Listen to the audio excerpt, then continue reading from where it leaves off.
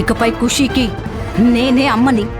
మెడలో తాళి పడగానే వచ్చేది ఖుషీకి అమ్మ స్థానమే కాని అమ్మతనం కాదు. నీలాంటి మనసు లేని మనిషికి అమ్మగా చెప్పుకునే అర్హతే ఉండదు. ఏంటి ఎక్కువ చేస్తున్నావు? నిన్ను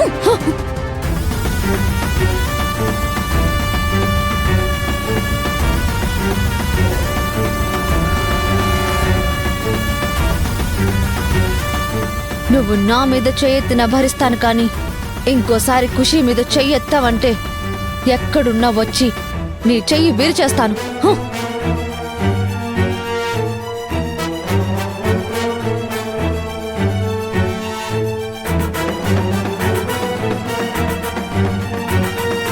మేడం, స్కూల్లో ఇలా గొడవ పడకూడదు.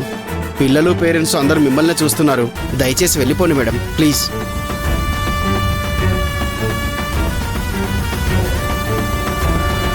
నీ బుద్ధి తెలిసి కూడా మీ అమ్మ నిన్ను శ్యామ్ గారికి భార్యని చేయాలని ఎలా ఆలోచిస్తుందో తనని నిలదీస్తాను.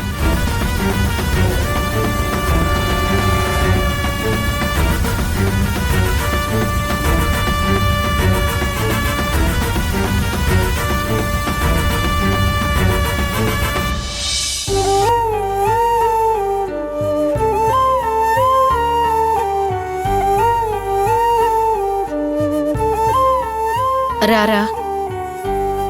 భోంచేసావమ్మా? లేదురా, నీకోసమే చూస్తున్నా.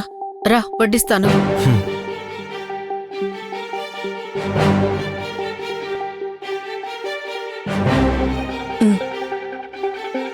కూర్చో.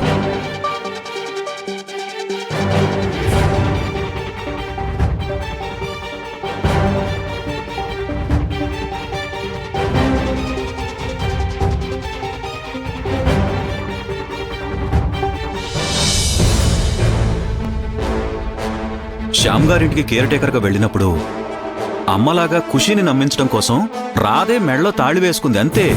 అంతేనా రాధగారు? మీకు శ్యామ్ గారికి మధ్య ఇంకేం లేదా?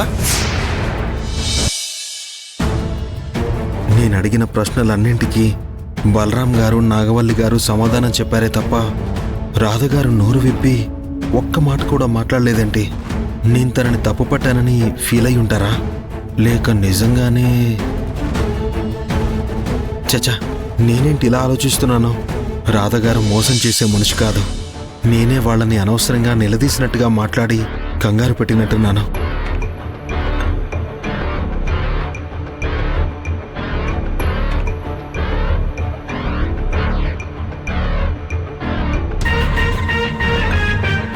ఏంట్రా, అన్నం తినకుండా ఆలోచనలో పడ్డావు? ఏం లేదమ్మా,